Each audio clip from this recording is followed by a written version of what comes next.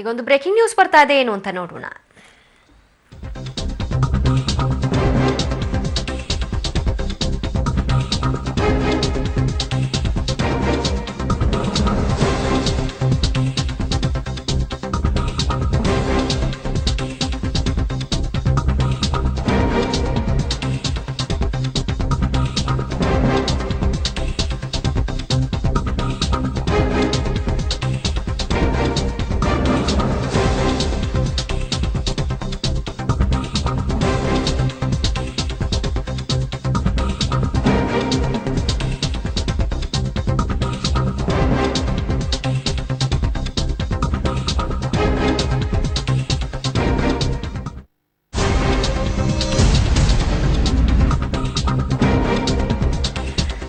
ಎರಡೂ ರಾಜ್ಯಗಳ ಗಡಿ ಅತಿ ಬೆಲೆಯಲ್ಲಿ ವಾಹನಗಳನ್ನ ವಾಪಸ್ ಕಳಿಸಲಾಗ್ತಾ ಇದೆ. ತಮಿಳುನಾಡಿನಿಂದ ಎಲ್ಲಾ ವಾಹನಗಳು ಕರ್ನಾಟಕಕ್ಕೆ ವಾಪಸ್ ಬರ್ತಾ ಇದೆ.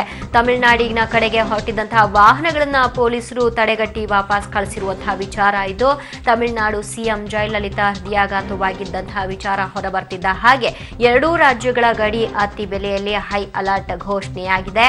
ತಮಿಳುನಾಡಿನಿಂದ ಹೊರಬರ್ತಾ ಇದೆ ಎಲ್ಲಾ ಕರ್ನಾಟಕದ ವಾಹನಗಳು. ಯಾವೆಲ್ಲ ವಾಹನಗಳು ತಮಿಳುನಾಡಿನ ಕಡೆಗೆ ಹೊರಟಿದ್ವು ಆ ಎಲ್ಲಾ ವಾಹನಗಳನ್ನ ಪೊಲೀಸರು ತಡೆದು ವಾಪಸ್ ಕರ್ನಾಟಕದತ್ತ ಕಳಿಸ್ತಾ ಇದ್ದಾರೆ. ಯಾಕಂದ್ರೆ ನೀವು ಬೆಳಗ್ಗೆ ಗಮನಿಸಿದ್ರಿ, ಕೆಎಸ್ಆರ್ಟಿಸಿಯ 2 ಬಸ್ಗಳನ್ನ ಜಖಂಗೊಳಿಸಲಾಗಿತ್ತು, ಕಲ್ಲು ತೂರಾಟವನ್ನ ನಡೆಸಲಾಗ್ತಾ ಇತ್ತು.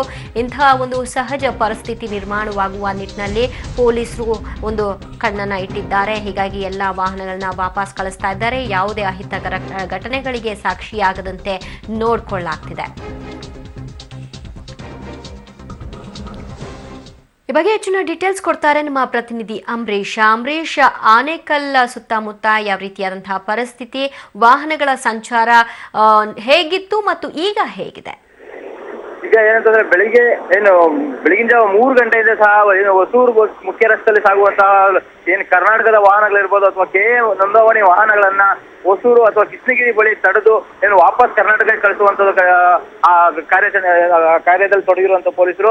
ಮತ್ತೊಂದು ಕಡೆ ಏನು ತರಕಾರಿ ಮತ್ತು ಹಾಲು ಗಾಡಿಗಳು ಎಂದಿನಂತೆ ಕಾರ್ಯನಿರ್ವಹಿಸ್ತಾ ಇದಾವೆ. ಮತ್ತೊಂದು ಏನು ಬೆಳಗಿನ ಜಾವ ಕೆಎಸ್ಆರ್ಟಿಸಿ ಬಸ್ ತಿರುವಣ್ಣಾಮಲೈ ಬಳಿ ಕೆಎಸ್ಆರ್ಟಿಸಿ ಬಸ್ಗಳ ಮೇಲೆ ಕಲ್ಲು ತೂರಾಟ ಆಗಿದೆ.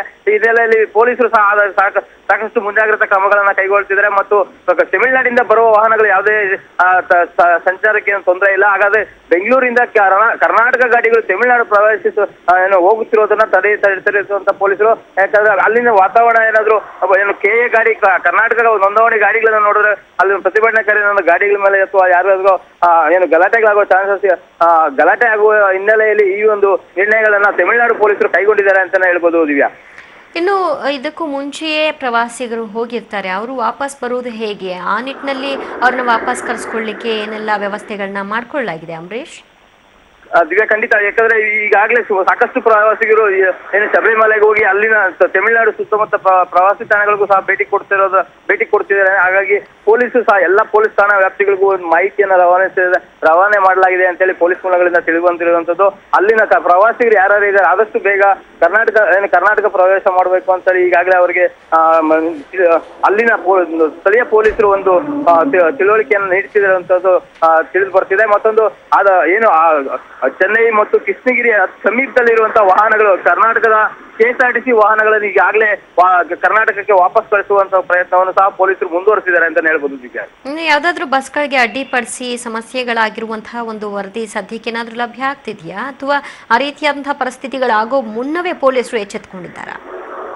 ಏನಂತಂದ್ರೆ ಬೆಳಿಗ್ಗೆ ಇದು ತಿರುವಣ್ಣಾಮಲೈ ಬಳಿ 2 ಕೆಎಸ್ಆರ್ಟಿಸಿ ಬಸ್ಗಳ ಮೇಲೆ ಕಲ್ಲು ತೂರಾಟ ಆಗಿರೋ ಹಿನ್ನೆಲೆಯಲ್ಲಿ ಪೊಲೀಸರು ಇನ್ನಷ್ಟು ಈ ಕ್ರಮಗಳನ್ನ ಕೈಗೊಳ್ತಿರೋದು. ಯಾಕಂದ್ರೆ ಅಲ್ಲಿ ತನಕ ಯಥಾಸ್ಥಿತಿಯಾಗಿ ಓಡಾಡ್ತಿರುವಂತ ಬಸ್ಗಳಿಗೆ ಯಾವುದೇ ತೊಂದರೆ ಆಗಿರಲಿಲ್ಲ. ಕೃಷ್ಣಗಿರಿಯಿಂದ ಬರುವಂತ ಬಸ್ ಇರ್ಬೋದು ಅಥವಾ ಬೆಂಗಳೂರಿನಿಂದ ಹೊಸೂರಿಗೆ ಹೋಗೋ ಬಸ್ಗಳು ಸಹ ಎಂದಿನಂತೆ ಕಾರ್ಯ ಮಾಡ್ತಿದ್ವು.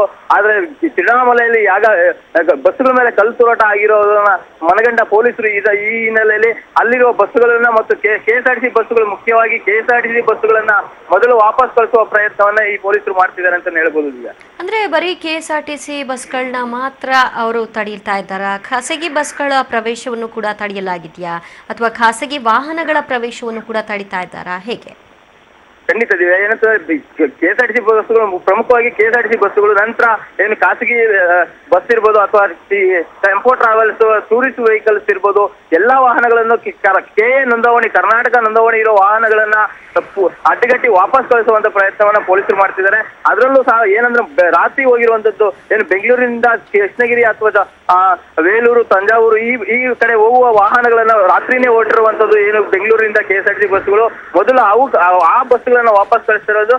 ಇನ್ನ ಮಾಮೂಲಿ ಏನು ಹೊಸೂರು ಬಳಿನೇ ಈಗಾಗಲೇ ಪೊಲೀಸರು ಏನು ಅಡ್ಡಗಟ್ಟಿ ವಾಪಸ್ ಕಳಿಸುವಂತ ಪ್ರಯತ್ನವನ್ನು ಪೊಲೀಸರು ಈಗಾಗಲೇ ಕೈಗೊಂಡಿದ್ದಾರೆ. ಮತ್ತು ಲಾರಿ ಚಾಲಕರು ನೋಂದಾವಣಿ ಇರುವ ಲಾರಿ ಚಾಲಕರಿಗೂ ಸಹ ಈಗಾಗಲೇ ಸೂಚನೆಗಳನ್ನ ಕೊಡ್ತಿರುವಂತದ್ದು ಏನಂದ್ರೆ ಗಡಿ ಭಾಗದಲ್ಲೇ ನೀವು ಗಾಡಿಗಳನ್ನ ಪಾರ್ಕ್ ಮಾಡ್ಕೊಳ್ಳಿ, ಮುಂದೆ ಹೋಗೋದಕ್ಕೆ ಈ ಸಂಜೆ ತನಕ ಸಾಧ್ಯವಿಲ್ಲ ಅಂತೇಳಿ ಪೊಲೀಸರು ಹೇಳ್ತಿರುವಂತದ್ದು ಕಂಡು ಬರ್ತಿದೆ. ದಿವ್ಯಾ, ಥ್ಯಾಂಕ್ ಯು ಅಂಬರೀಶ್ ನಿಮ್ಮೆಲ್ಲ ಮಾಹಿತಿಗೆ.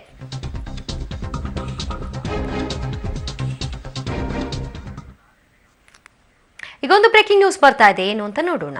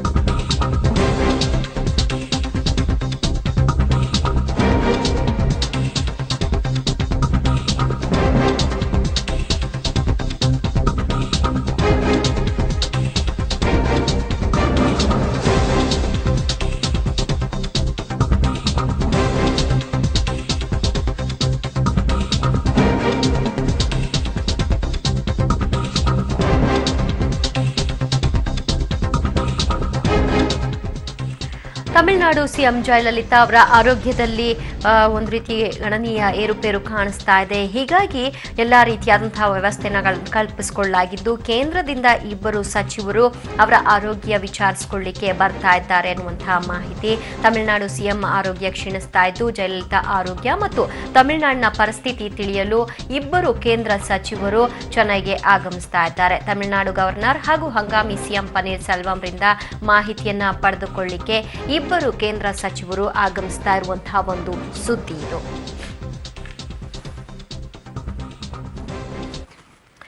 ಈ ಬಗ್ಗೆ ಹೆಚ್ಚಿನ ಡೀಟೇಲ್ಸ್ ಕೊಡ್ತಾರೆ ನಮ್ಮ ಪ್ರತಿನಿಧಿ ರಮೇಶ್. ಕೇಂದ್ರದಿಂದ ಬರ್ತಾ ಇರುವಂತಹ ಇಬ್ಬರು ಸಚಿವರು ಯಾರು ಅನ್ನುವಂತಹ ಸ್ಪಷ್ಟನೆ ಸಿಕ್ಕಿದ್ಯಾ? ರಮೇಶ್, ನನ್ನ ಧ್ವನಿ ಕೇಳಿಸ್ತಾ ಇದೆಯಾ? ದಿವ್ಯ, ಯಾವ ಸಚಿವರು ಅಂತ ಸ್ಪಷ್ಟತೆ ಇಲ್ಲ. ಒಟ್ಟು ಪ್ರಧಾನಿ ಮೋದಿ ಇಬ್ರು ಸಚಿವರನ್ನ ಕಳಿಸ್ತಾ ಇದ್ದಾರೆ ತಮಿಳುನಾಡಿಗೆ. ಒಂದು ಜಯಲಲಿತಾ ಆರೋಗ್ಯದ ಬಗ್ಗೆ ಒಂದು ಮಾಹಿತಿ ಪಡೆಯಲಿಕ್ಕೆ, ಇನ್ನೊಂದು ತಮಿಳುನಾಡಿನಲ್ಲಿ ಹೇಗಿದೆ ಪರಿಸ್ಥಿತಿ ಅಂತ ನೋಡ್ಲಿಕ್ಕೆ. ಯಾಕೆಂದ್ರೆ ಒಂದು ಕೇಂದ್ರ ಸರ್ಕಾರವಾಗಿ ಒಂದು ರಾಜ್ಯದಲ್ಲಿ ಪರಿಸ್ಥಿತಿ ಯಾವ ರೀತಿ ಇರೋದ ನೋಡ್ಕೋಬೇಕು, ಶಾಂತ ರೀತಿಯಾಗಿ ನೋಡ್ಕೋಬೇಕಾದ್ರೆ ಕೇಂದ್ರದ ಕರ್ತವ್ಯ. ಹೀಗಾಗಿ ತಮಿಳುನಾಡಿನಲ್ಲಿ ಪರಿಸ್ಥಿತಿ ನಿನ್ನೆ ರಾತ್ರಿಯಿಂದ ನೋಡಿದ್ರೆ ಎಲ್ಲೋ ಸ್ವಲ್ಪ ಪರಿಸ್ಥಿತಿ ವಿಕೋಪಕ್ಕೆ ಹೋಗೋ ಚಾನ್ಸಸ್ ಇದೆ. ಯಾಕೆಂದ್ರೆ ಒಂದ್ ಕಡೆ ಕರ್ನಾಟಕದ ಬಸ್ಗಳ ಮೇಲೆ ಕಲ್ತೂರಾಡ್ತಾ ಇದ್ದಾರೆ. ಅಮ್ಮನ್ ನೋಡ್ಬೇಕಂತ ಅಭಿಮಾನಿಗಳು ಪೊಲೀಸರ ವಿರುದ್ಧನೇ ತಿರುಗಿ ಬೀಳ್ತಾ ಇದ್ದಾರೆ. ಹೀಗಾಗಿ ಎಲ್ಲ ಒಂದ್ ರೀತಿ ಏನಾದ್ರೂ ಸ್ವಲ್ಪ ಅಮ್ಮನ ವಿಚಾರದಲ್ಲಿ ನೆಗೆಟಿವ್ ಆಗಿರ್ತಕ್ಕಂಥ ಸುದ್ದಿ ಬಂದ್ರೆ ಪರಿಸ್ಥಿತಿ ತುಂಬಾ ವಿಕೋಪಕ್ಕೆ ಹೋಗೋ ಸಾಧ್ಯತೆ ಇದೆ. ಹಾಗಾಗಿ ಈ ಮೊದಲೇ ಕರುಣಾನಿಧಿ ಮನೆಯವರಿಗೆ ಅವರಿಗೆ ಒಂದು ಸೆಕ್ಯೂರಿಟಿ ಕೊಟ್ಟಿದ್ದಾರೆ. ಒಂದು ಎರಡನೇದು ತುಂಬಾ ಏನೋ CRPF ನವರೆಲ್ಲ ಬಂದಿದ್ದಾರೆ, ಅರೆಸೇನಾ ಮಿಲಿಟರಿ ಪಡೆ ಬಂದಿದೆ. ಹೀಗಾಗಿ ಹೆಚ್ಚಿನ ಪೊಲೀಸರನ್ನ ನಿಯೋಜನೆ ಮಾಡ್ತಾ ಇದ್ದಾರೆ. ಹೀಗಾಗಿ ಯಾವ ಸಮಯದಲ್ಲಿ ಥ್ಯಾಂಕ್ ಯು ರಮೇಶ್. ಪೊನ್ನು ರಾಧಾಕೃಷ್ಣನ್ ಅವರು ಮಾತನಾಡಿದ್ದನ್ನ ನೀವು ಗಮನಿಸ್ತಾ ಇದ್ದೀರಿ. ಅವರು ಆದಷ್ಟು ಬೇಗ ಚೇತರಿಸ್ಕೊಳ್ಳಿ ಅನ್ನೋದೇ ನಮ್ಮೆಲ್ಲರ ಒಂದು ಮನವಿ ಮತ್ತು ನಿರೀಕ್ಷೆಗಳು.